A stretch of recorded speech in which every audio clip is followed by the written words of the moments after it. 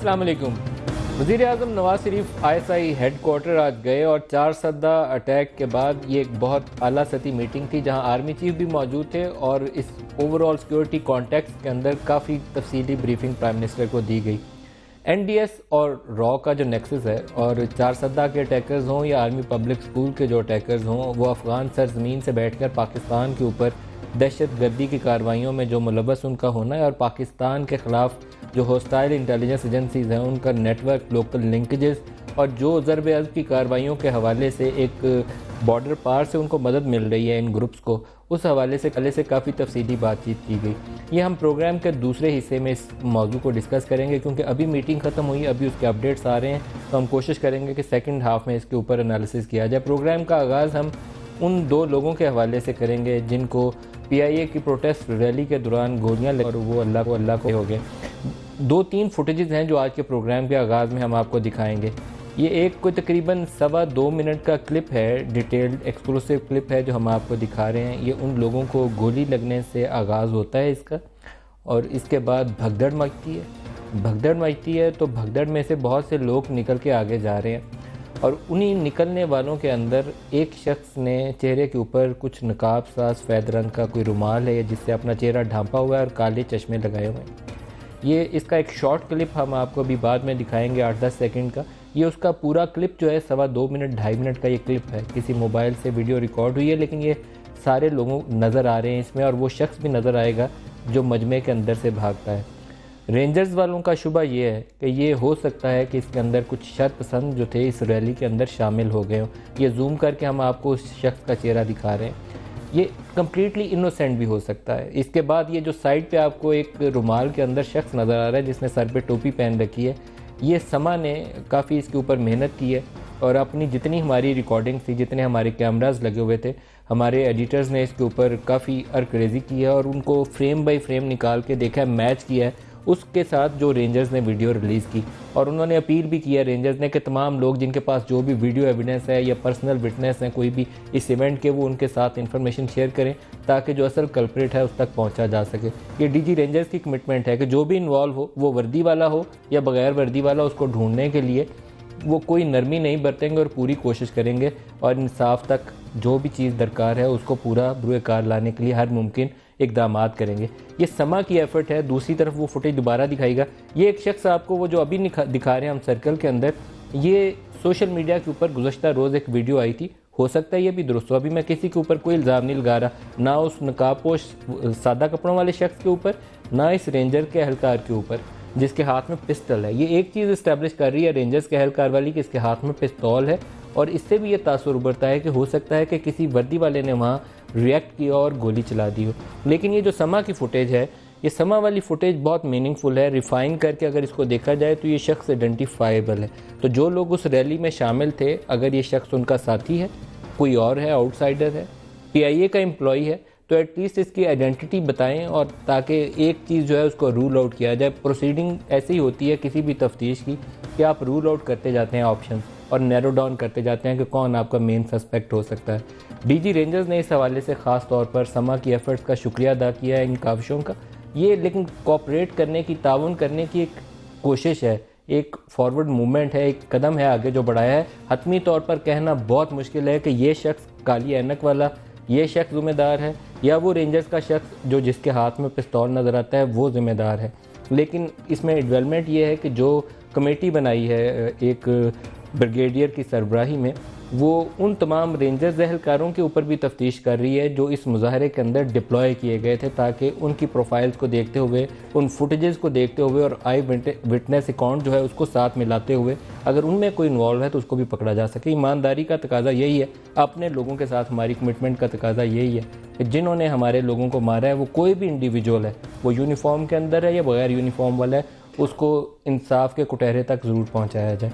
ये दोनों मौज़ूआत हैं आज हमारे सामने और हमारे साथ जो मेहमान हैं राना सनाउल्लाह हैं वज़ीर कानून पंजाब, मौला बख्श चांडियो हैं पाकिस्तान पीपल्स पार्टी से, इमरान इस्माइल साहब हैं PTI से और आसिफ हुसनैन साहब हैं MQM से हमारे साथ। राना सनाउल्लाह साहब, आपसे आगाज़ करूँगा। वज़ीर कानून है आप बहुत बेहतर पोजीशन में होंगे। इस तरह के इवेंट की हैंडलिंग पहले तो उस पर बता दीजिए। बहुत बेहतर शायद होता कि अगर पुलिस को ये जिम्मेदारी दी जाती, लेकिन पुलिस मौके से हट गई थी और कार्गो ऑफिस को बचाने के लिए रेंजर्स वाले कहते हैं कि यही एक हमारे पास तरीका था कि बैटन चार्ज शुरू करते। पुलिस को आगे होना चाहिए था या यही तरीका दुरुस्त था कि रेंजर्स को कहते कि आप जाएं और लाठियां बरसाएं? नहीं, देखें मलिक साहब, जहाँ तक जो मौजूदा यानी कानूनी पोजीशन है उसके मुताबिक तो यही है कि रेंजर्स जो हैं वो हमेशा सिविल फोर्स या सिविल एडमिनिस्ट्रेशन की जो है वो मदद के लिए आते हैं या बुलाए जाते हैं। तो इसलिए पहले तो सिविल फोर्स या सिविल एडमिनिस्ट्रेशन जो है उसी का काम होता है कि वो लोगों को इंगेज करे, और अगर उसे मदद की ज़रूरत हो तो फिर सेकंड ऑप्शन के तौर पे जो है वो रेंजर्स, या उसके बाद जिस तरह से इस वक्त जो है वो तमाम वो जगह जिनको कोई भी ख़तरा वायलेंस का या दहशतगर्दी का हो सकता है, तो जो उसमें थर्ड टीयर है, पहला टीयर जो है वो पुलिस का है, दूसरा रेंजर्स का है, और उसके बाद जो है वो आर्मी का है। तो इस सूरत हाल को पुलिस को ही पहले जो है वो हैंडल करना चाहिए था। लेकिन ये जो फुटेजेस आपने भी आज दिखाई हैं, इससे पहले भी फुटेजेस कुछ और दूसरे चैनल से भी जो है वो सामने आई हैं, उसमें एक बात तो जो है वो यानी ज़ाहिर होती है कि पुलिस या रेंजर्स जिस साइड पे हैं उनके सामने जो लोग खड़े हैं उनमें से कोई आदमी जो है वो हिट होके नहीं गिरा। ये आदमी जो गिरे हैं ये मजमे के यानी आलमोस्ट दरमियान में थे। तो वहाँ पे जो है ये किस तरह से जो है ये फायर हुआ, ये बहरहाल अभी तक ये बात पूरी तरह से जो है वो रिपोर्ट तो नहीं की गई, लेकिन कुछ शवाहद ऐसे मिले हैं या इसके ऊपर बात हुई है कि ये मसला जो है या ये जो यानी मिस्ट्री है तो ये हल हो जाएगा अगले 1-2 रोज़ में। और ये आदमी जिसने ये उसकी क्या इंटेंशन थी, उसने इस वायलेंस को क्यों किया, किसी को फ़ायदा पहुंचाने के लिए किया, किसी साजिश के तहत किया, या ये चाहा कि ये अनारकी जो है वो और फैले, तो बहरहाल ये सारी चीज़ें जो है ये सॉर्ट आउट हो जाएंगी, सामने आ जाएंगी। चांडियो साहब, आप सिंध हुकूमत के हवाले से आपका मौक़िफ़ जानना भी ज़रूरी है। इस रैली की हैंडलिंग क्या दुरुस्त थी, और ये जो गोली चलाने वाला है ये कौन हो सकता है आपके ख्याल में? जो अभी तक आपकी इन्वेस्टिगेशन है वो क्या जाहिर करती है?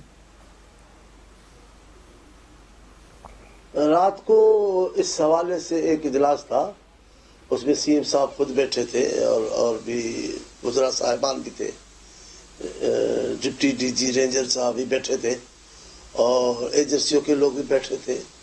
तय हो रहा था और ये तरदीद आई है दोनों इदारों की तरफ से कि न पुलिस ने गोली चलाई है न रेंजर ने चलाई है, तो फिर आखिर किसने चलाई है और सूरत हाल क्या बनी है। और फिर FIR के हवाले से भी वहाँ बातें हुई, तो तहकीकात का उसी वक्त था, आर्डर था। फिर रात को भी उन्होंने कहा आज सुबह, क्योंकि मैं हैदराबाद चला क्या बताया गया, वो जो होम मिनिस्टर साहब होंगे और रेंजर्स के एहलकार होंगे उन्होंने क्या दो बातें एक तो इन इदारों ने गोली नहीं चलाई, दूसरी वो राब्ता कर रहे थे वर्षा से कि कानूनी तौर पर ये जरूरत थी कि FIR कौन दाखिल कराएगा, यूनियन लीडर, वर्षा या स्टेट। इस मामले में बात चल रही थी। तमाम इदारों के सीनियर लोगों को वहाँ कहा गया है कि आज सुबह तक 11 बजे तक वो पूरी रिपोर्ट देंगे। जो आई विटनेस अकाउंट है वो होम मिनिस्टर के पास मौजूद थी। होम मिनिस्टर वहाँ मौके पे रात गए भी थे और मेरी इत्तला यह है कि आप लोगों के पास पुलिस से इब्तदाई इत्तलात आई भी हैं, वो क्या जाहिर करता है? वो आज सुबह को उन्होंने मिलकर शेयर करनी थी, क्योंकि मैं वहाँ नहीं था, मैं हैदराबाद आया हूँ तो मुझे सही सूरत हाल का पता नहीं है। मैं एक प्रोग्राम के सिलसिले में आऊँ तो मुझे नहीं पता कि वहाँ के, लेकिन ये तय हुआ कि FIR दाखिल होगी, बुरसा से राब्ता करेंगे, उनकी तसल्ली अशद जरूरी है। फिर वो शायद कोर्ट में भी कहे, लेकिन वो अलग मामला है। FIR दाखिल कराना, बुरसा को तसल्ली देना, ये जिम्मेदारी है हमारी, और इदारों को भी क्लियर करना। देखिए, बहरहाल रेंजर और सिंध पुलिस की जिम्मेदारी थी अमन अमान कायम करना। किसी भी सूरत हाल में, कितनी भी सख्त कोई सूरत हाल हो, सामने संगीन सूरत हाल हो, इनको अमल तो इमरान इस्माइल साहब, आपकी जमात जो है इसके ऊपर इल्जाम यह है कि आप इस मौके का फ़ायदा उठाते हुए, क्योंकि आपने उस प्रोटेस्ट में हफ्ते वाले में शमूलियत का ऐलान कर दिया, तो आप इस सिचुएशन को एक्सप्लॉइट करने की कोशिश कर रहे हैं। शुक्रिया नदीम मलिक साहब। देखिए, सिचुएशन अव्वल तो आपको क्रिएट ही नहीं करनी चाहिए। Situation is been created by federal government. Parvez Rashid साहब के जो बयानात आपने इससे पहले सुने थे, उसमें वो बिल्कुल क्लियरली ये कह रहे थे कि जी इन लोगों से अगर कल तक हड़ताल ख़त्म ना हुई तो फिर वो सलूक किया जाएगा जो दुश्मनों से किया जाता है, और फिर वो सलूक हुआ। ज़ाहिर है अगर एक स्टेट का मिनिस्टर, सीनियर मिनिस्टर, इस तरह की गैर जिम्मेदाराना गुफ्तगू करेगा तो उसका फ़ायदा शरपसंद अनासिर भी उठा सकते हैं। रिपरकशंस आपको मालूम होने चाहिए।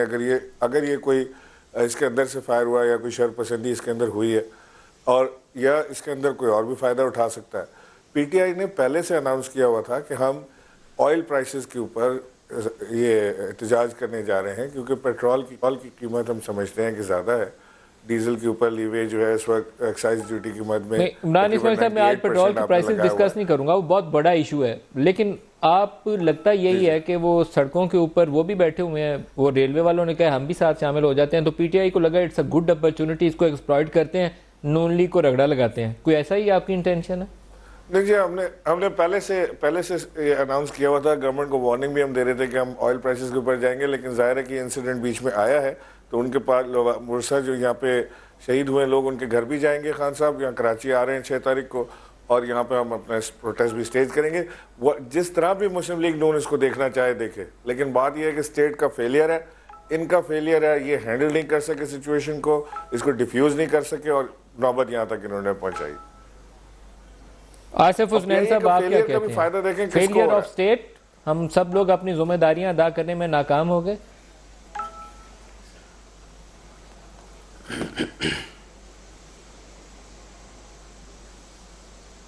आसिफ हुसनैन साहब, आपको आवाज आ रही है? फायदा किसको हो रहा है? हेलो आसिफ हुसनैन साहब, आपको आवाज आ रही है? जी, आसिफ हुसनैन साहब, इमरान साहब कह रहे हैं ये स्टेट की नाकामी है, अपने लोगों को बचा नहीं पाए। बिस्मिल्लाहिर्रहमानिर्रहीम। नदीम मलिक साहब, जो तरीक़ेकार सामने आया, जो सबने देखा कि पहले लाजमी सर्विस का एक्ट नाफिज किया गया, उसके बाद फिर जो एक चीज़ होती है कि आप किसी भी जो प्रोटेस्ट होता है उसके लिए पुलिस को आप फ्रंट पे रखते हैं, फौरी तौर पर जो है वो रेंजर्स को फ्रंट पे कर दिया गया, और फिर इस तरह से गोलियां चली और सबने देखा वाक़यात हुए। तो ये जो सारी चीज़ें थी एक तरफ, दूसरी तरफ जिस तरह इमरान ने कहा बिल्कुल सही कि जो धमकियां आ रही थी, और धमकियां पहले भी आई, और जब एहतजाज के बाद लोग जो है, कौन सी धमकी थी आसिफ साहब, कौन सी धमकी आई थी? वो धमकी परवेज रशीद साहब की भी थी, वो धमकी दीगर जो वज़रा थे मुशाहिदुल्लाह और उनकी भी धमकियां थी, जो कि कहते रहे कि भाई ये तो हर सूरत में होगा और हम इनके पर काट देंगे, इनके साथ वो होगा, और फिर वो धमकी कंटिन्यू रही। आपने देखा प्राइम मिनिस्टर ने भी वही बॉडी लैंग्वेज, वही लहजा उनका था। उस वाक़े के बाद जो PIA में लोगों की शहादतें हुई, और फिर आज के दिन तक भी इसी किस्म के जो है वो का मतलब ये लिया जाए कि वो गोली चलाने में कोई स्टेट ने रोल अदा किया, बड़ी मेरे ख्याल में बहुत ही नामनासिब हो जाएगी ये बात कही जाए कि प्राइम मिनिस्टर ने कहा था इसलिए गोली चलाने वालों में स्टेट शामिल होगी। देखें, माजी में लाहौर के वाक़यात हों या आज कराची के वाक़यात, या माजी के और वाक़यात अगर आप देख लें कि मुस्लिम लीग नून की गवर्नमेंट ने जब भी 2/3 अक्सरियत ली है, तो कभी भी उन्होंने इस बात की कोशिश नहीं की वो पार्लियामेंट को एतमाद में लें। आपने देखा कि जो अभी बिल पास हुए, ये तमाम बिल, ख्वाह वो एमनेस्टी के बिल थे या फिर PIA के बिल थे, उसको किस तरह पास किया गया और जबरन पास किया गया कि ठीक है जी, अपोजिशन अगर इख्तिलाफ करेंगे। ये बड़े बराह रास्त एलिगेशन आपके ऊपर आ रहे हैं, आपकी जमात के ऊपर। जी देखें, मैं समझता हूँ कि पीपल्स पार्टी की तरफ से या MQM की तरफ से जो एहतजाज है वो ठीक है, बिल्कुल उनका हक है कि वो एहतजाज करें, लेकिन उनका ये मौक़िफ़ इस तरह से दुरुस्त नहीं है कि अगर परवेज़ रशीद साहब ने कोई बात की है तो उस बात की बुनियाद के ऊपर इस पूरे वाक़े का जो है वो रुख जो है वो तब्दील कर दिया जाए, रुख उस तरफ किया जाए। वफाकी हुकूमत जो है वो मुसलसल इन मुजाहिरीन के साथ जो है वो मुज़ाकरात में एंगेज रही है। अब भी इस मामले को जो है वो मुज़ाकरात के ज़रिए से जो है वो हल करने की कोशिश की जा रही है, और फिर इसमें बड़ी बात यह है कि उनके तमाम मुतालबात को जो है वो तस्लीम कर लिया गया है।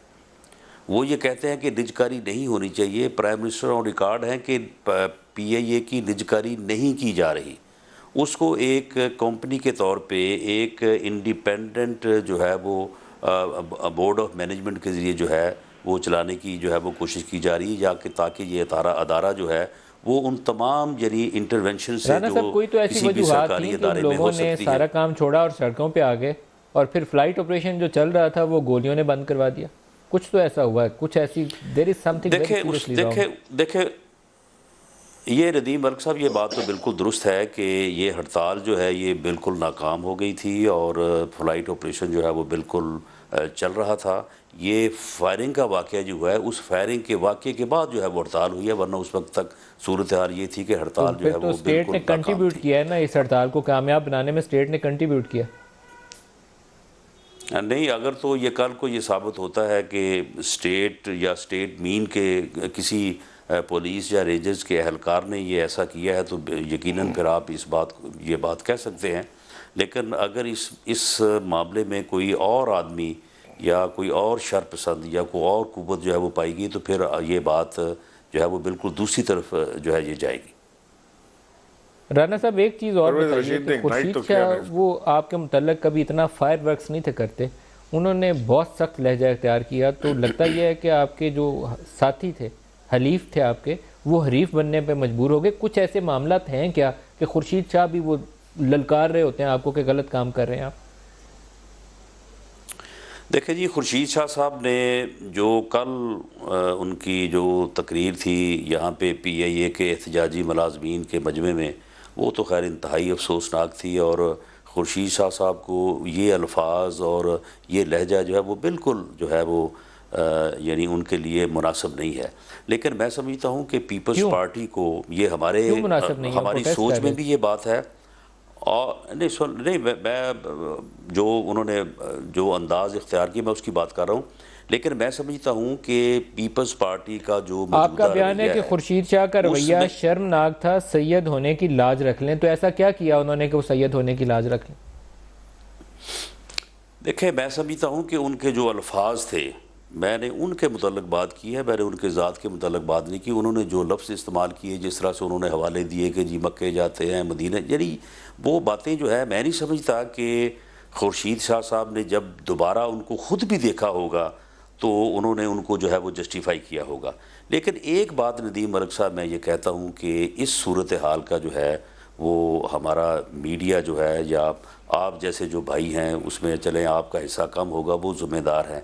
उसकी वजह यह है कि जब भी पीपल्स पार्टी ने जमहूरियत की बात की है, उसने मुफाहमत की बात की है, आपने वो उनकी जो है वो दुर्गढ़ बनाई है कि जी ये मुकमका है, ये मिले हुए हैं, ये जो है ये अपना जो है इन्होंने हर चीज़ को जो है वो फ्रेंडली अपोजिशन है, यानी इतना जिच किया है आपने कि बतौर जमात इस वक्त पीपल्स पार्टी के ऊपर इतना प्रेशर है उनके वर्कर्स का भी, उनके वोटर्स का भी। जनाब आप किस तरह की जनाब आप सियासत कर रहे हैं? राना साहब, आपका शायद शिकवा मीडिया से हो सकता है कि किसी हद तक दुरुस्त हो, लेकिन पीपल्स पार्टी दबाव में है अपनी परफॉर्मेंस की वजह से। मैं इसके ऊपर आपसे भी, इमरान इस्माइल साहब, आप इस पर कमेंट करना चाहेंगे? क्योंकि अभी जो चौधरी निसार साहब की प्रेस कॉन्फ्रेंस थी उसके बाद शायद पीपल्स पार्टी पे दबाव 100 गुना बढ़ गया। आपकी कोशिशों से नहीं बढ़ा, निसार साहब के एक बयान से बढ़ गया। सर वही मैं ये जो कह रहे हैं ना, राना सनाउल्लाह साहब तो इन्होंने ये सारी चीज़ देखी, इन्होंने चौधरी निसार की प्रेस कॉन्फ्रेंस गालिबन नहीं देख पाए, किसी वजह से मसरूफ़ होंगे, तो इनको बता देते हैं कि चौधरी निसार ने ये कहा है कि जो PTI जो क्लेम करती रही है कि जी मुकमका है, ये मुकमका था और मुनासिब वक्त आने पर मैं ये बताऊंगा क्या मुकमका था। ये चौधरी निसार PTI में नहीं है सर, वो आपकी जमात में है। आपने यहाँ पर अगर ये इतना नाकाम सियासत चल रही थी PIA की और इतनी नाकाम यहाँ पे ये चल रही थी सारी मूवमेंट, तो आपके परवेज़ रशीद साहब को फायर टू द फ्यूल करने की क्या ज़रूरत थी कि उन्होंने जाके मिट्टी के तेल डाल दिया ऊपर कि जी कल हम ऐसे निपटेंगे जैसे दुश्मनों से निपटे जाते हैं। कैसे निपटते हैं दुश्मनों से? ये स्टेट का बयान है, ये किसी और आदमी का बाहर से नहीं कोई बयान दे रहा। ब्रेक ले लेने, ब्रेक का टाइम है, ब्रेक के बाद मैं वो प्रोड्यूसर साहब से पूछता हूँ अगर उनके पास क्लिप है तो वो भी दिखाते हैं। ब्रेक ले लें, ब्रेक के बाद और बात करते हैं इस पे, हमारे साथ रहिएगा।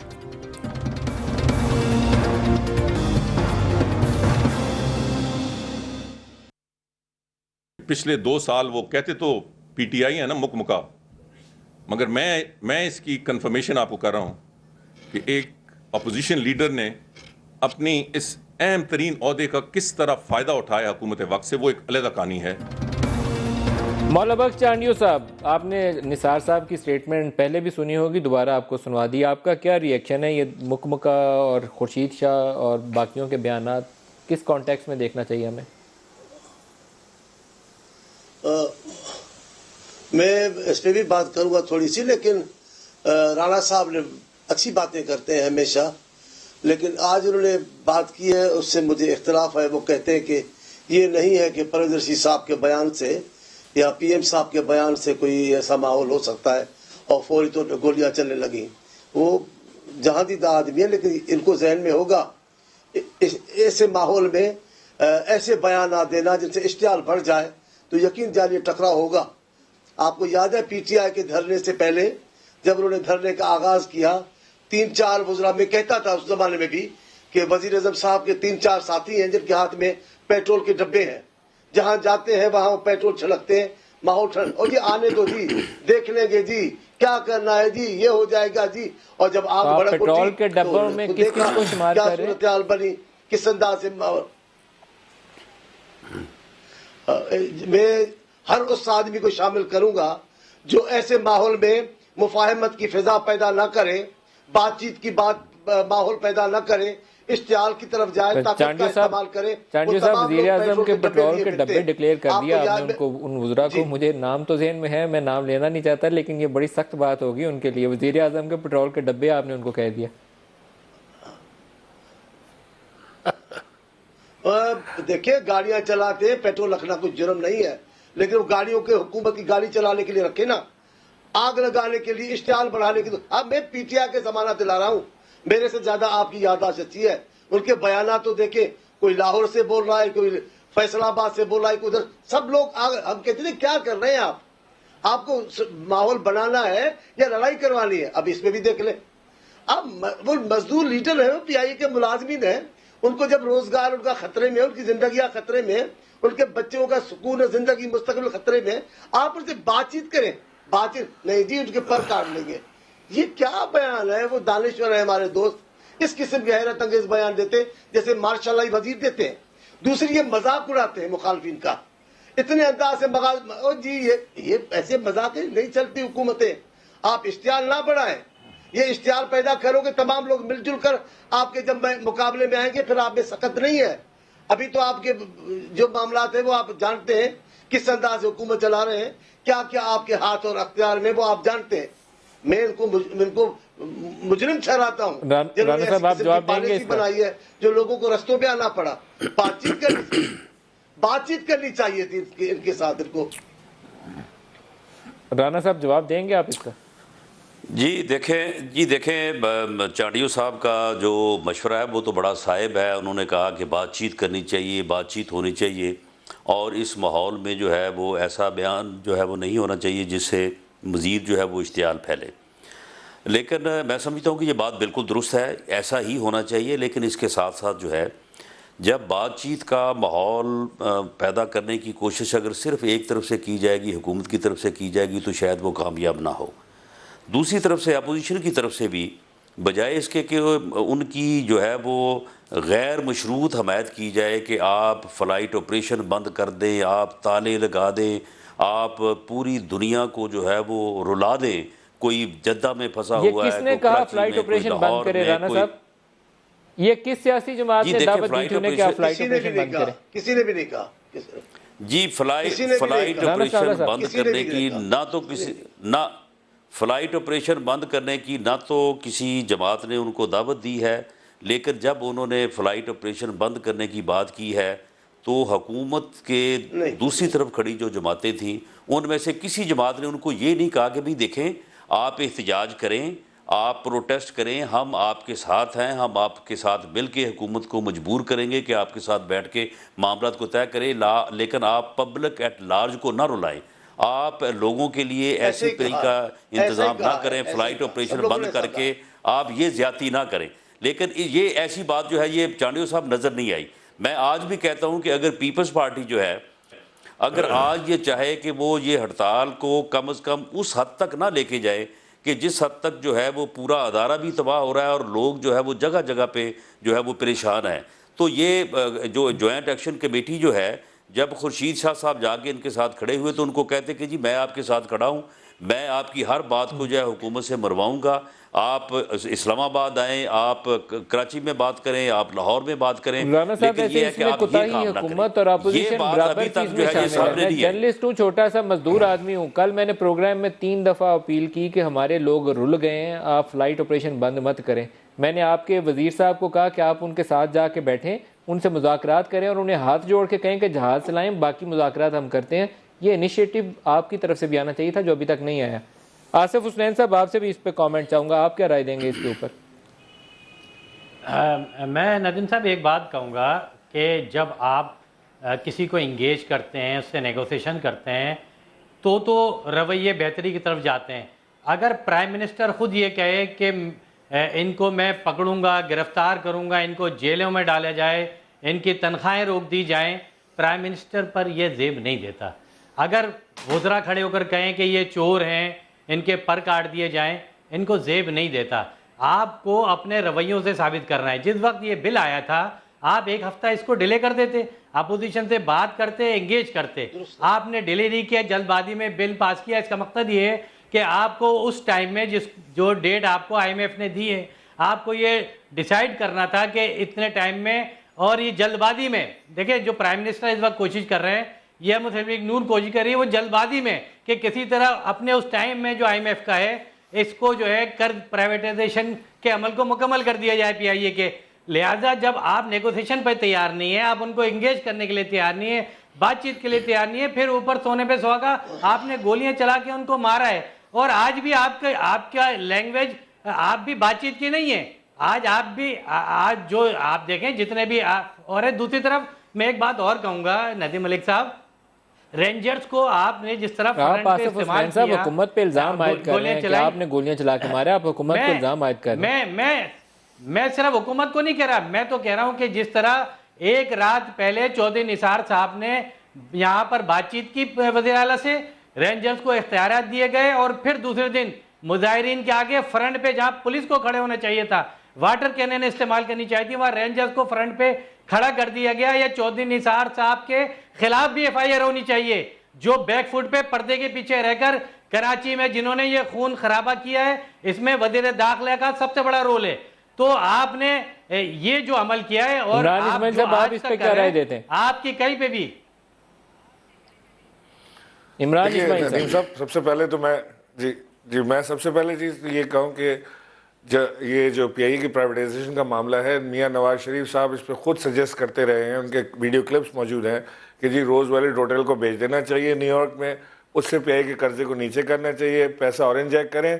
और वो मिसालें देते थे कि जी ये वो एयरलाइन है जिसने एमिरेट्स को बनाया, जिसने सऊदी एयरलाइन को बनाया, और ये नंबर 1 एयरलाइन रही है दुनिया की, और इसको हम बेहतरीन एयरलाइन में कन्वर्ट करके दिखाएंगे, बना के दिखाएंगे। आज बेचने के अलावा कोई चारा नहीं है। मियाँ साहब हमेशा कहते थे हमारे पास वो मैनेजर्स हैं जो पाकिस्तान को और पाकिस्तान के इदारों को मैनेज करेंगे। मेरे पास सबसे बेहतर टीम है, मुझे तो वो टीम नज़र नहीं आती। अगर है तो दिखाएं किधर है। एक ज़ुबैर अहमद साहब हैं जो हर चीज़ को बेचने के दर पे हैं, जहाँ प्रॉब्लम हो उसको बेच दो, उसके अलावा दूसरी कोई चीज़ उनके मुंह से निकलती नहीं है। अगर उनके ज़ुबैर साहब के हवाले कर दिया जाए तो मेरा ख्याल है कि जो पाकिस्तान के ट्रबल्ड एरियाज़ हैं उनको भी प्राइवेटाइज कर देंगे कि जी इसको भी बेच दो, ये हमसे नहीं संभलता।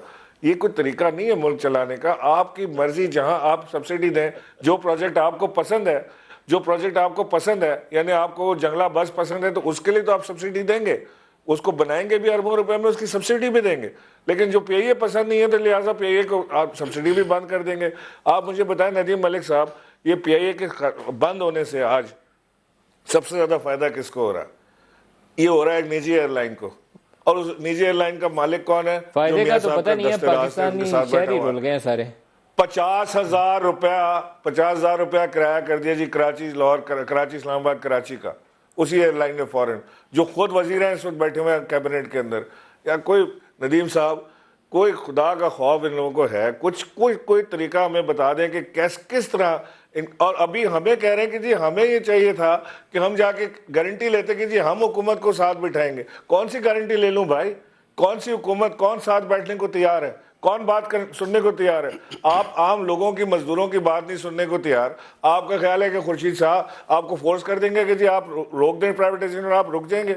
इतना मासूम माहौल चल रहा है। यहाँ बंदों को आपने खूनों में नला दिया, गोलियां मार दी, धमकियां दे रहे हैं आप उनको जान से मारने की। जो जनरल मुशर्रफ ने धमकी दी थी वो याद आ गई मुझे, जो उन्होंने कहा था कि जी हम आपको वहां से रॉकेट मारेंगे कि आपको इल्म भी नहीं होगा, और वहीं से रॉकेट मारा उन्होंने और इल्म भी नहीं हुआ। फिर उसके बाद यही बात पर इन्होंने की। क्या फर्क है एक जमहूरी, मुझे बता दें नदीम साहब, एक जमहूरी हुकूमत और एक डिक्टेटर हुकूमत की लैंग्वेज में तो कोई फर्क होना चाहिए? लैंग्वेज में भी फर्क नहीं। एक ब्रेक करीब आ गई है, ब्रेक की तरफ चलते हैं और दोबारा वो पीआईए के जितने यूनियन लीडर्स हैं, मैं मेरे साथियों ने तो अपील नहीं की, मैं दोबारा अपील कर देता हूं कि पाकिस्तान के लोग बहुत रुले हैं। आपके बहन भाई हैं जो सड़कों पर रुल रहे हैं, ख्वार हो रहे हैं। फ्लाइट ऑपरेशन रिज्यूम करिए, बाकी आप अपना प्रोटेस्ट पट्टियां बांध के हुकूमत से बातचीत करके सड़कों पे आके कर सकते हैं। एक ब्रेक ले लूं, इसके बाद आईएसआई हेडक्वार्टर में प्राइम मिनिस्टर की ब्रीफिंग हुई, क्या इश्यूज डिस्कस हुए, ब्रेक के बाद उस पर बात करेंगे। हमारे साथ रहिएगा।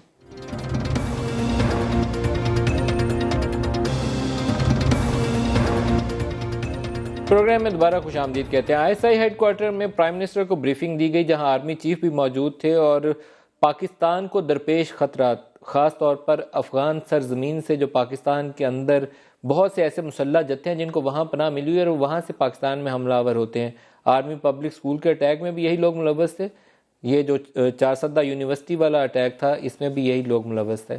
और उसका मसला ये है कि इस वक्त हम एक ऐसे खित्ते में बैठे हुए हैं कि जहाँ पर बॉर्डर क्रॉस करके रात की तारीकी में ये लोग आ जाते हैं।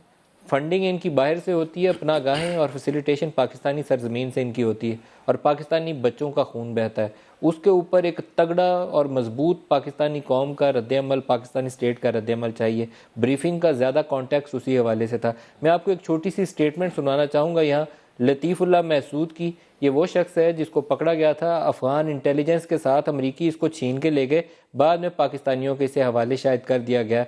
मैं आपको पहले बयान सुनवाऊँगा और उसके बाद जनरल इजाज़ हैं, इनसे पूछेंगे और फिर राना सनाउल्लाह साहब से भी पूछेंगे। सुनवाइएगा जी।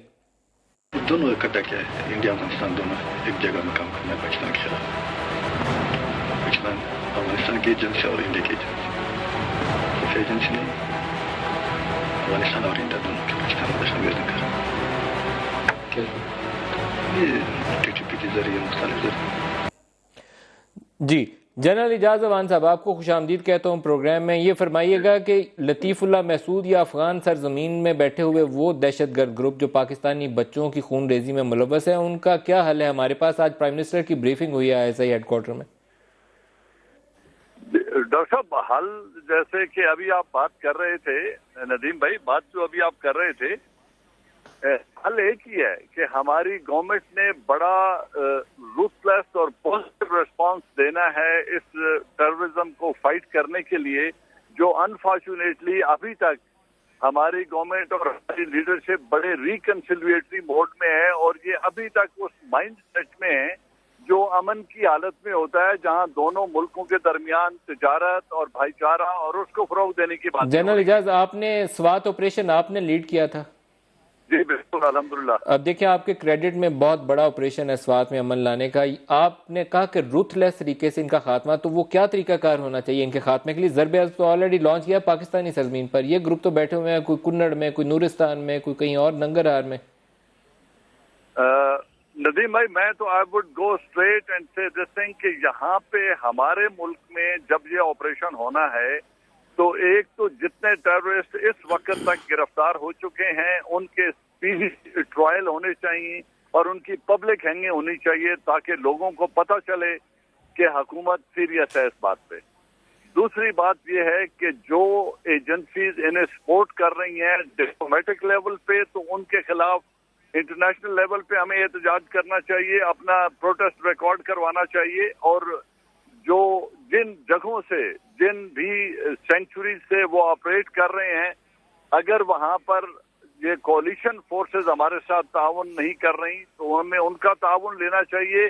बड़े स्ट्रांग डिप्लोमेटिक मनूवर की जरूरत है। अफगान गवर्नमेंट के साथ मुकम्मल ताउन हमें चाहिए। अगर वो नहीं करते तो मैं यहाँ तक कहूंगा कि हमारी लीडरशिप को दलेराना काम करते हुए हमें उन सेंचुरीज के खिलाफ एयर स्ट्राइक्स करने चाहिए विद इन अफगानिस्तान, और उधर जाकर इनके जो जनरल साहब, आप तजवीज़ बंद कर रहे करना हैं कि अफगान सरजमीन के ऊपर हम स्ट्राइक्स करें, जाकर इनकी सेंचुरीज तबाह कर दें। तमाम दुनिया में होता है नदीम, जब आपके बच्चे महफूज नहीं है, आपके शहरी महफूज नहीं है, आपके लोग आपके वतन में महफूज नहीं है और ये महफूज ठिकानों से आपके पास कर रहे हैं आपके ऊपर स्ट्राइक, और अफगान हुकूमत की कैपेसिटी नहीं है कि वो इनको स्ट्राइक कर सके, तो या तो एक स्ट्रांग डिप्लोमेटिक मनूवर के जरिए उनसे उनकी विलिंगनेस दी जाए, उनका परमिशन लिया जाए, और नहीं तो सारी दुनिया में हार्ड परसूट ऑपरेशन ताकतवर मुल्क करते हैं। अमेरिका अफगानिस्तान में जो कुछ करने आया था अपने लोगों को तहफ़्फ़ुज़ देने के लिए, वो 7 समंदर पार आए और उन्होंने अपने शहरियों को तहफ़्फ़ुज़ दिया। जनरल इजाज साहब, दिल तो यही चाहता है कि जिसने हमारे बच्चों की खून रेजी में जो भी मुलव्वस है वो जहाँ पे भी दुनिया में है उसका खात्मा यकीनी बनाया जाए, लेकिन क्या ये डूएबल ऑप्शन होगी कि अफगान सरजमीन पे पाकिस्तानी एयरफोर्स जाके स्ट्राइक्स कर रही हो? देखिए ना, वहाँ पे हमें थ्रेट तो है कोई नहीं, सिर्फ एक है डिप्लोमेटिक रिलेशनशिप है, इंटरनेशनल एक उसकी रिपरकशंस होती हैं, लेकिन मैंने कहा जैसा कि हम अफगान गवर्नमेंट के साथ हर किस्म का ताउन कर रहे हैं, हमने उसके 10 से 15 लाख अफगान लोगों को अब भी अपने यहाँ होस्ट किया हुआ है, हम हर तरह से उनको फैसिलिटेट कर रहे हैं। एक तरीका ये है। दूसरा, अफगान गवर्नमेंट हमारे साथ ताउन कर रही है, उनके साथ हॉटलाइन भी एस्टेब्लिश हो चुकी है, इंटेलिजेंस शेयरिंग का मुआहदा भी हो चुका है, और वहाँ जो कोalition फोर्स बैठी है, अमेरिकन लेड कोalition फोर्स, वो भी हमारे साथ ताउन करने को अगर तैयार है। तो पहली बात ये है कि जनरल इजाज साहब, मेरे पास वक्त खत्म हो गया, मैं इस टॉपिक को कमिंग प्रोग्राम दोबारा आपको दावत दूंगा और इसको हम ज़्यादा तफसील से बात करेंगे। जनरल इजाज साहब, राना सनाउल्लाह साहब, मौला बख्श चांडियो साहब, इमरान इस्माइल साहब और आसिफ हुसैन साहब, सबका शुक्रिया हमारे साथ रहने के लिए। आज के लिए इतना ही, इजाज़त दीजिए, खुदा हाफिज़।